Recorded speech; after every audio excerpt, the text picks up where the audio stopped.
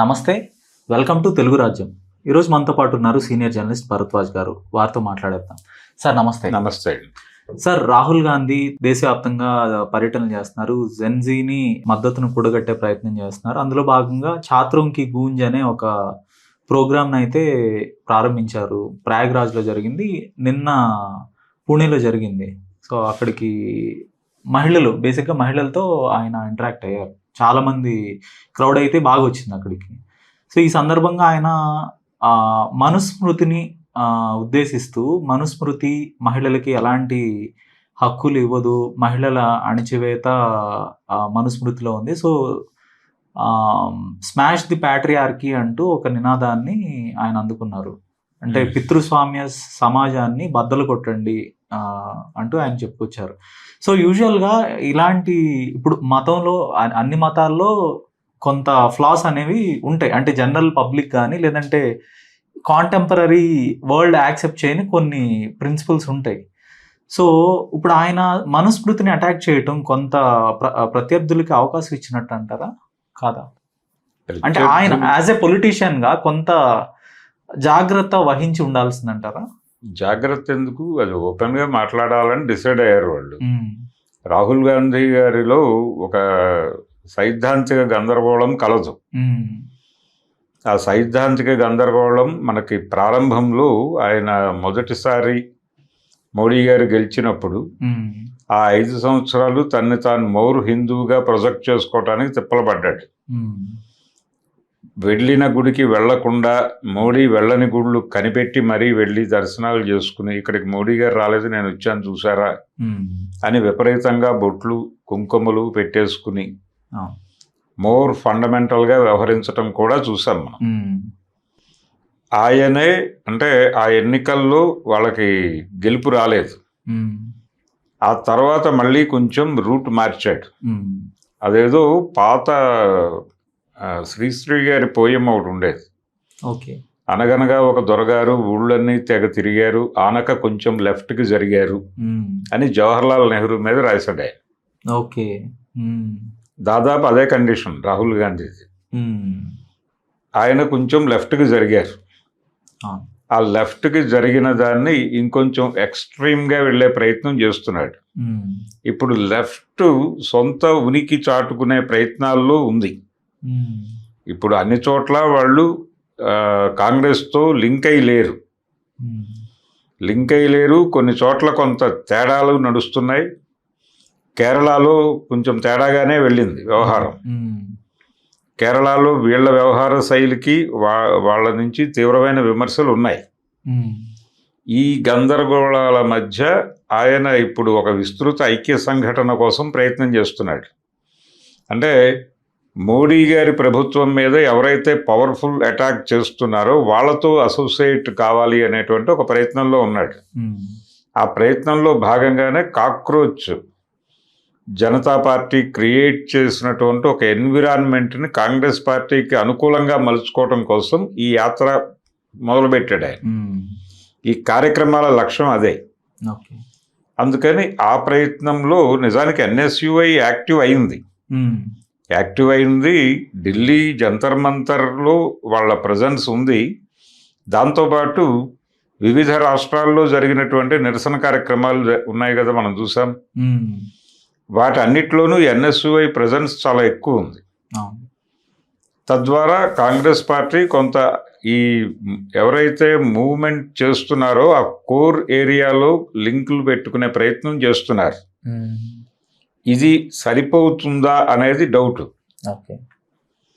ఆయన మనుస్మృతి మీద ఇప్పుడు కొత్తగా మాట్లాడటం కాదు, ఈ మధ్య చాలాసార్లు మాట్లాడాడు. హిందుత్వ మీద మాట్లాడుతున్నాడు సాలిడ్గానే. ఆయన తన గోత్రంతో సహా పేరు చెప్పుకునే ప్రయత్నాలు చేశాడు ఒక టైంలో. ఇప్పుడు ఆ ప్రయత్నాలు మానేసి తన్ని తాను సెక్యులర్గా ఐడెంటిటీ తెచ్చుకోవటానికి కోసం హిందుత్వ గురించి కొంచెం అగ్రెసివ్గానే మాట్లాడుతున్నాడు.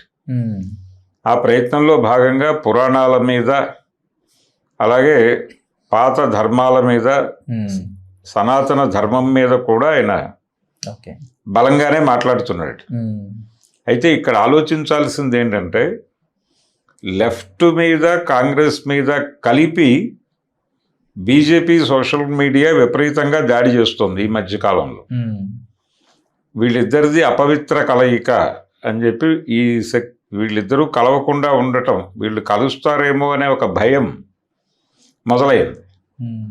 మొదలయ్యి ఎందుకు లెఫ్ట్ పార్టీలు కాంగ్రెస్తో ట్రావెల్ అవుతున్నాయి, ఎన్నిసార్లు వీళ్ళు జవహర్లాల్ నెహ్రూ రోజుల నుంచి సామాన్యులకన్నిటికీ జవహరుడు కారకుడే అని కవిత్వం రాసినటువంటి కమ్యూనిస్ట్ పార్టీ నుంచి వాళ్ళు తర్వాత నెహ్రూకి అనుకూలంగా మారటము, ఇందిరాగాంధీకి అనుకూలంగా మారటము, ఆ తర్వాత మళ్ళీ విభేదించటము, దూరం అవటము, అనేక మంది కమ్యూనిస్టుల్ని అనేక మంది నక్సలైట్లని చంపేసినటువంటి చరిత్ర కాంగ్రెస్కు ఉంది. ఇప్పుడు మళ్ళీ కాంగ్రెస్తో ఎందుకు దగ్గర అవుతున్నారు అని వాళ్ళు సోషల్ మీడియా హ్యాండిల్స్ అన్నిట్లోనూ ఇదే గొడవ. లెఫ్ట్ కాంగ్రెస్ కలవకుండా చూడాలని విపరీతంగా కష్టపడుతున్నారు. ఈ ప్రయత్నంలో భాగంగా హిందుత్వ ఓట్ బ్యాంకులో ఉన్నటువంటి, హిందుత్వ బలంగా తన కంట్రోల్లోకి తీసుకున్నాను అనుకుంటున్నటువంటి ఉదారవాద ఓట్ బ్యాంక్, ఆ ఓట్ బ్యాంక్ జారిపోతోందేమో అనే భయం మొదలైంది వాళ్ళకి ఈ మధ్య. అందుకని వాళ్ళు ఏం చేస్తున్నారు, ఇప్పుడు రాహుల్ గాంధీ టార్గెట్ చేశాడు కదా దీన్ని, మనుధర్మాన్ని. ఈ మనుధర్మం గొప్పతనాన్ని చెప్పే ప్రయత్నం చేస్తున్నారు. వాళ్ళ కాన్స్టిట్యూషన్ని తీసేసి మనుధర్మాన్నే కాన్స్టిట్యూషన్గా పెట్టడానికి ట్రై చేస్తున్నారు అని కూడా మాట్లాడాడు ఈయన రీసెంట్ టైమ్స్లోనే. కనుక ఈ హడావిడి దీని నుంచి ఆ ఉదారవాద ఓట్ బ్యాంక్ని తమ కంట్రోల్లోకి తెచ్చుకోవటం కోసం రాహుల్ గాంధీ మీద విపరీతమైనటువంటి దాడి కూడా జరుగుతోంది. అంటే ఇక్కడ రాహుల్ గాంధీ ఈ మాటలు మాట్లాడటం ద్వారా కొంత ఆ ఉదారవాద ఓట్ బ్యాంక్ని అట్రాక్ట్ చేసే ప్రయత్నం అయితే చేస్తున్నాడు. అది వర్కౌట్ అవుతుంది. నిరసన వాళ్ళు అంత అగ్రెసివ్గా దాడి చేస్తున్నారంటే భయం ఉంది అని. రాహుల్ గాంధీ మీద పబ్లిక్ డొమైన్లో వస్తున్నటువంటి క్రిటిసిజం కన్నా కూడా వీళ్ళు చేస్తున్నటువంటి అతి ప్రచారం, అతి దాడులు, ఇవే ఆయనకు అనుకూలంగా మారుతున్నాయి. ఆయన ఆర్గ్యుమెంట్కి బలాన్ని ఇస్తున్నాయి ఇవన్నీ. ఆయన చేస్తున్న ఆర్గ్యుమెంట్ పాత ఆర్గ్యుమెంటే అయినప్పటికీ కొత్తగా ప్రమోట్ అవుతోంది. ఇది వాళ్ళే చేస్తున్నారు. మీరు తెలుగులో ఉన్నటువంటి 2-3 బీభత్సమైన హిందుత్వ అకౌంట్స్ ఉన్నాయి, జర్నలిస్టులు, జర్నలిజం అనే పేరుతో చేస్తున్నటువంటి దాడులు. వాళ్ళు ఇప్పుడు వాళ్ళ ప్రధాన కార్యక్రమం లెఫ్ట్ కాంగ్రెస్ని కలవకుండా చేయటం. రెండోది ఆయన వీళ్ళందరూ కూడా యాంటీ నేషనల్ అనేది ఫోకస్ చేయటం, దాన్ని జనాల్లోకి ఇంజెక్ట్ చేయటం. మొన్న ఆవిడ వందే మాతరం గీతాన్ని 2 చరణాల తర్వాత ఆపేయమని చెప్పినట్టుగా వాళ్ళేమో ఒక పక్కన ఏదో కుర్చీ తెచ్చి వేయండి అని ఆవిడ సైగ చేసింది అని వాళ్ళు చెప్తున్నారు. ఆవిడ నిలబడలేకపోతోంది, అంతసేపు నిలబడటం కష్టం ఆవిడ ఆరోగ్య స్థితి కారణంగా. దాన్ని కూడా వీళ్ళు సొమ్ము చేసేసుకుని దాని మీద కూడా దాడి చేసేసి విపరీతంగా వాళ్ళు యాంటీ నేషనల్ అని ప్రూవ్ చేసేద్దామని చొక్కాలు చింపేసుకుంటున్నటువంటి పరిస్థితి చూస్తున్నాం మనం. ఇంత దాడి చేస్తున్నారంటే వాళ్ళకి ఎక్కడో భయం ఉంది. ఓకే సార్, ఇంకొక ప్రశ్న. ఇప్పుడు ఆయన మనుధర్మాన్ని కోట్ చేస్తూ అందులో ఉన్న ఫ్లాస్ గురించి చాలా తీవ్ర స్థాయిలో అటాక్ చేశాడు నిన్న.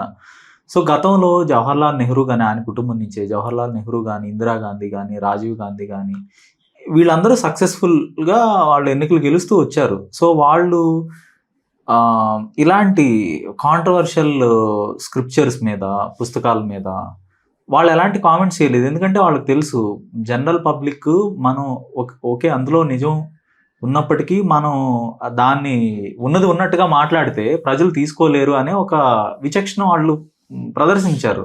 కానీ రాహుల్ గాంధీలో అలాంటి విచక్షణ లేదు అనేది ఒక డిస్కవరీ ఆఫ్ ఇండియాలో ఆయన కొంత మాట్లాడాడుగా జవహర్లాల్ నెహ్రూ. అంటే పుస్తకంలో రాయటం వేరు, ఎక్స్ప్లిసిట్ గా దాన్ని అటాక్ చేయటం వేరు అనేది ఒక. ఇప్పుడు నిజానికి ఆర్గ్యుమెంట్స్ వచ్చిన టైంలోను అవతల వాళ్ళు మాట్లాడిన మాటలకి సమాధానాలు చెప్పాల్సిన సందర్భం వచ్చినప్పుడు మాట్లాడారు. ఇందిరాగాంధీతో సహా. ఇందిరాగాంధీ కూడా మాట్లాడింది. ఓకే. మాట్లాడారు. ఆవిడ ఈ ఆనంద్ మార్గ్ వీళ్ళతో వ్యవహరించిన తీరు, ఆర్ఎస్ఎస్ తో వ్యవహరించిన తీరు, ఆర్ఎస్ఎస్ వాళ్ళందరినీ అరెస్ట్ చేసి ఆవిడ లోపల పెట్టింది కదా ఎమర్జెన్సీలో, అంతర్గత భద్రతకి ప్రమాదంగా ఉన్నారు వీళ్ళు అని చెప్పింది కదా.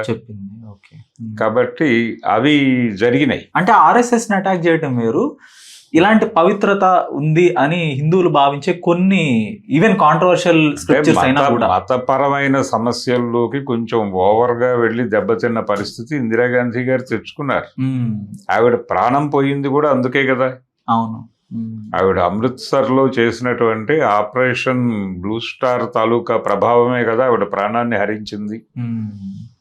ఈవెన్ రాజీవ్ గాంధీ కూడా, రాజీవ్ గాంధీ వ్యవహార శైలి కూడా అలాగే ఉండేది.